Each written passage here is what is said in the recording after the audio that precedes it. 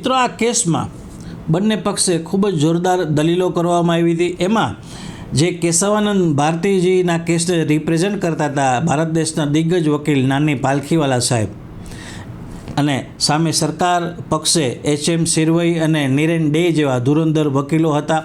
તો જે અરજદાર હતા, જે કેશવાનંદ ભારતી, એમનો જે પક્ષ હતો, એમની જે મુખ્ય દલીલો હતી કે સંસદ છે એ પ્રજાની માલિક નથી। સંસદ છે એને બંધારણમાં સુધારો કરવાનો અધિકાર છે, પણ બંધારણને તોડી પાડવાનો કોઈ પણ અધિકાર નથી। એમેન્ડમેન્ટનો અર્થ છે એ સુધારો કરવાનો અર્થ છે। એમેન્ડમેન્ટનો અર્થ એવો નથી કે કોઈ પણ બંધારણને સાવ તોડી પાડવું ને એની જગ્યાએ નવું બંધારણ લાગુ કરવું। આ એક મુખ્ય દલીલ હતી।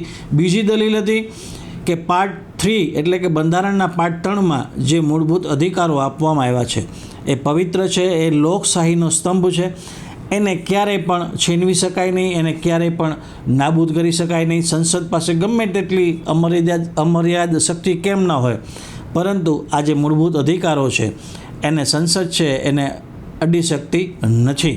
એમાં સુધારા વધારા કરી શકે પણ એનો નાશ કરી શકે નહીં। ત્રીજો મુખ્ય મુદ્દો હતો કે લોકશાહી જોખમમાં મુકાઈ જશે જો સંસદ પાસે અમર્યાદ પાવર હશે, અમર્યાદ શક્તિ હશે, તો કાલ સવારે કોઈ પણ પક્ષ છે એ બહુમતીના જોરે આખું બંધારણ છે એને નષ્ટ કરીને લોકશાહી છે દેશમાં ખતમ કરી નાખે અને સરમુખત્યારશાહી પણ એ લાવી શકે। આ જે દહેશત છે એ વ્યક્ત કરવામાં આવી હતી અરજદાર તરફે। તો અરજદારની જે દલીલો હતી, કેશવાનંદ ભારતી તરફથી જે દલીલો કરવામાં આવી હતી નાની પાલખીવાલા સાહેબે, એના મુખ્ય 3 આ મુદ્દા હતા।